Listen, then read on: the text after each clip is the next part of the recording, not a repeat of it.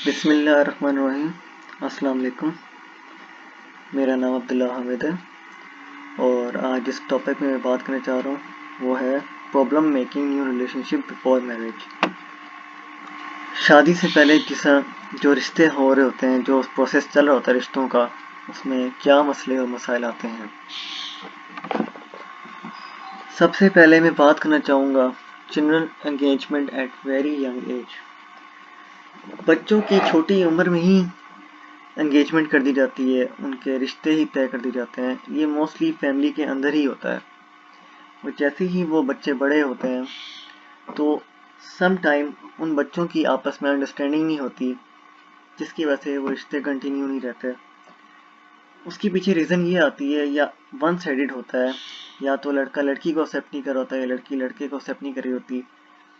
इनके पीछे ये रीज़न होती है कि या तो लड़का इतना स्ट्रॉन्ग नहीं होता, इतना वेल्दी नहीं होता, और दूसरी तरफ या लड़की इतनी खूबसूरत नहीं होती। तो इस तरह की रीज़न की वजह से ये रिश्ते नहीं कंटिन्यू रहते। उसके बाद मैं बात करना चाहूँगा कि सर्चिंग इक्वल और higher parties to make relation. हर लोगों की डिमांड होती है कि उनकी अच्छे घराने में हायर पार्टीज में रिश्ते हों, अमीर लोगों में रिश्ते हों। लड़की वालों की मोस्टली यही डिमांड होती है कि वो जिनके साथ रिश्ता होने जा रहा है वो अमीर हों, और जो हायर पार्टीज होती हैं उनका ये होता है कि उनके बराबर की स्टैंडर्ड में शादियां हो।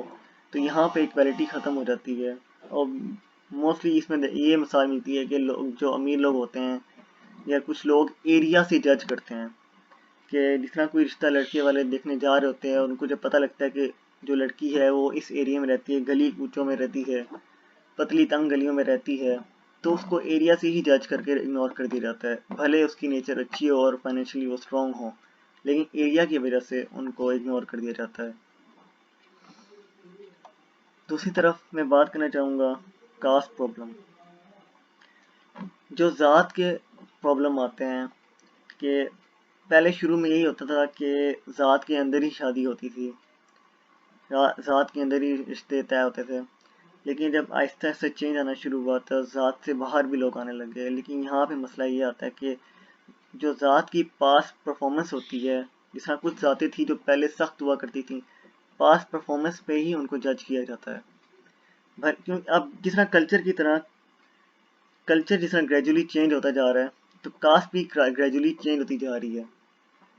तो जिस तरह पहले उनकी अगर सख्त लोग थे काफ़ी उस कास्ट के, और बाद में उनकी नेचर चेंज हो गई और काफ़ी सही हो गया हो, तो अगर वो रिलेशन बने जाते हैं तो लोग उसको इग्नोर कर देते हैं उनकी पास परफॉर्मेंस की वजह से, क्योंकि वो ये समझते थे कि ये लोग सख्त हैं तो ये अभी भी सख्त हों, भले उनकी नेचर चेंज हो चुकी हो। इसकी वजह से उनको रिजेक्ट कर देते हैं। दूसरी तरफ मैं बात करना चाहूँगा कि डिपेंडिंग ऑन मैरिज ब्यूरो, कुछ लोग होते हैं कि वो मैरिज ब्यूरो के ऊपर ही डिपेंड करते हैं और वो मैरिज ब्यूरो वाले फ़ोटोज़ भेजते हैं, ढेर सारी फ़ोटोज़ भेजते हैं, उनमें से वो सेलेक्ट करते हैं और फर्दर सिलेक्शन होती जाती है इसमें। और जो दूसरे लोग होते हैं, जो दूसरे रिश्ते आए होते हैं, वो रिजेक्ट कर रहे होते हैं। तो लोगों की ये आदत होती है कि वो खूब से खूबतर की तलाश में निकल जाते हैं।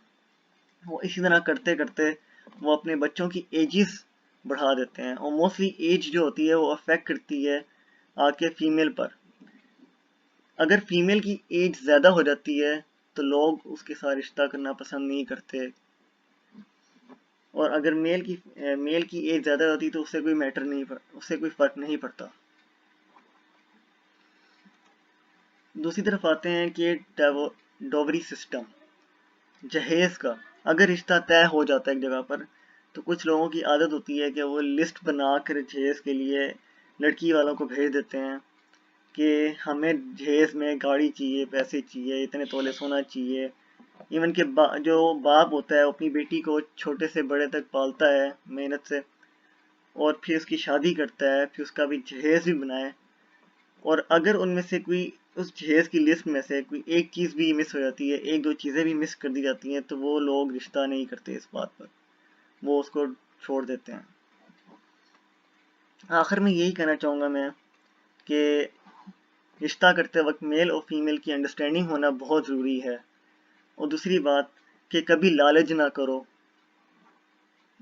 किसी भी तरह का लालच मत करो, इंसान को इंसान समझा जाए। शुक्रिया।